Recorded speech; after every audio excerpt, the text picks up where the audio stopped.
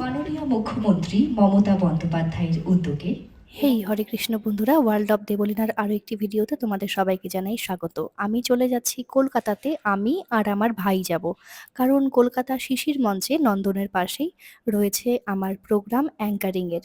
পশ্চিমবঙ্গ সরকারের উদ্যোগে হচ্ছিল কবি প্রণাম অনুষ্ঠান রবীন্দ্র জয়ন্তী উপলক্ষে। তো আমাদেরকে স্টেশনে রাখতে কতজন এসে গেছে, আমার দুই বোন, আমার মাসির মেয়েরা। এইখানে রিজু, গদন, অরিন্দম পাট করে চুল আছড়িয়েছে একদম। ভালো করে চুলটা কর। ভালো হবে না, তেল দিচ্ছি। সুবোধ বালক। আর এটা হচ্ছে এলি অল্টারনেটিভ। আরে আসল নাম বল না। প্রীতম। প্রীতম। এই যে আরেকজন ব্লগার এসছে এখন, দীপ মণ্ডল। দীপ, কি হলো ব্যাপারটা? কি ব্যাপারটা কিছুই হলো না। চল এইদিকে চল, এইদিকে আছে সবাই। চল, ব্লগ করবি না? হ্যাঁ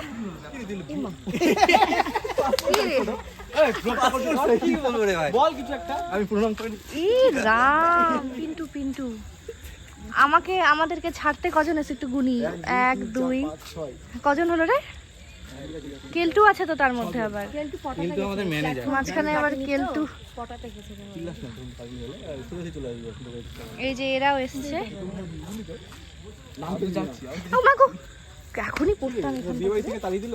আরে ভাই, ওখানে মানুষ কি জায়গায় ছবি টবি তোলে, একটা গল্প গুজব হয়, যাই দেখি রঞ্জন টঞ্জন ওরা খাতে বসে গেছে।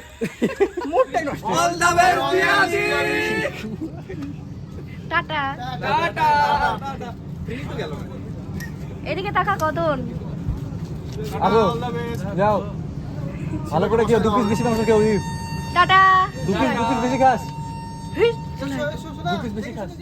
তো তোমরা তো দেখলেই। আর তারপরেই দেখো চলে এলাম এখন হাওড়া স্টেশনে। হাওড়া স্টেশনে একটু রেস্ট নিয়ে তারপরে স্নান করে একটু জলমুড়ি খেয়ে নিয়েছিলাম, বাড়ি থেকে এনেছিলাম। একদম রেডি হয়েছি, আমি এখন যাব ইসকনে। তো হাওড়া স্টেশন থেকেই যে মেট্রো আছে সেখানেই আমি চলে যাচ্ছিলাম ইসকনে। আমার ভাই নিয়ে যাচ্ছিল, কারণ কলকাতার কিচ্ছু আমি চিনি না। তো দেখো মেট্রোতে যাচ্ছি একদম গঙ্গার নিচে।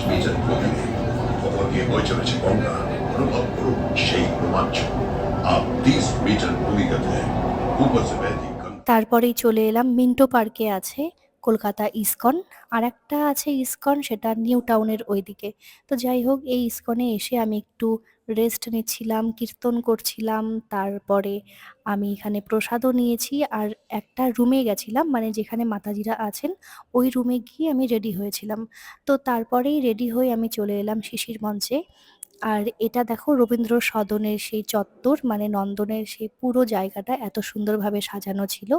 আর তারপরে শিশির মঞ্চের পাশেই একটা এরকম ফ্লেক্স ছিল যেখানে আমার নাম ছিল। আমি তো ভাবতেই পারছি না, কারণ আমার দ্বিতীয় ভালোবাসা হচ্ছে অ্যাঙ্কারিং, আর অ্যাঙ্কারিং এর জন্য কলকাতাতে এসেছি। আমি তো ভাবতেই পারছি না।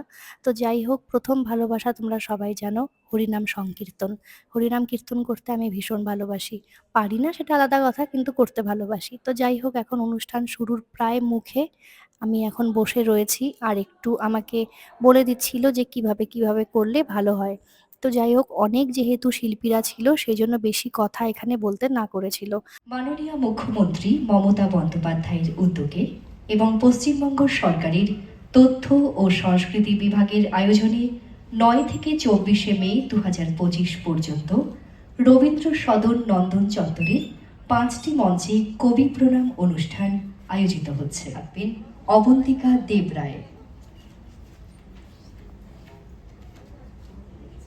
মঞ্চে দেবকী সেন, শিল্পী ঈশিতা ব্যানার্জিকে, প্রস্তুত থাকবেন আত্রি চক্রবর্তী ব্যানার্জি। আপনাদের জ্ঞাতার্থে কবি প্রণাম উপলক্ষে গগনেন্দ্র শিল্প প্রদর্শনালয় 9 মে থেকে 24শে মে 2025 পর্যন্ত চলবে ভারত পরিক্রমায় রবীন্দ্রনাথ শীর্ষক একটি প্রদর্শনী। প্রতিদিন বিকাল 4টা থেকে রাত্রি 9টা পর্যন্ত এই প্রদর্শনী খোলা থাকছে। আপনাদের সকলকে জানাই সাদর আমন্ত্রণ। সঙ্গীত পরিবেশনের জন্য মঞ্চে আহ্বান জানাবো শিল্পী ঈশিতা ব্যানার্জিকে। প্রস্তুত থাকবেন আদ্রি চক্রবর্তী ব্যানার্জি। তো যাই হোক, খুব সুন্দরভাবে প্রোগ্রামটা হওয়ার পরে একটু আমরা বাইরে এসেছিলাম। এখানে একটু দেখছিলাম যে দেখো বাইরেটা কতটা সুন্দর লাগছে রাত্রিবেলা। তো তারপরেই কিছুক্ষণ পরেই কিন্তু আমাদের ট্রেন ছিল। মানে যেদিন আমরা প্রোগ্রাম করলাম সেদিনই রাত্রি 10:30টার সময় ট্রেন ছিল শিয়ালদা থেকে। এখান থেকে ক্যাব বুক করে তারপরে আমরা চলে গেলাম শিয়ালদাতে। আর হ্যাঁ, ইসকন থেকে দুপুরবেলা লাঞ্চের টাইমে না 2টো রুটি এনেছিলাম একটু সবজির সাথে। সেটাই আমি খেয়ে নিয়েছিলাম। আর আমার ভাই যে জন আহার আছে স্টেশনে সেখানেই খেয়ে নিয়েছিল। তারপরেই ট্রেনে উঠে পড়লাম। তো এখন দেখো বাড়িতে যাচ্ছি, একটা আলাদাই মজা লাগছে। আর একটু ঠান্ডাও লাগছিল কারণ আমার তো ভীষণ কাশি, তোমরা গলা শুনেই বুঝতে পারছো। তো দেখা হচ্ছে অন্য কোনো ভিডিওতে। টাটা, হরে কৃষ্ণ।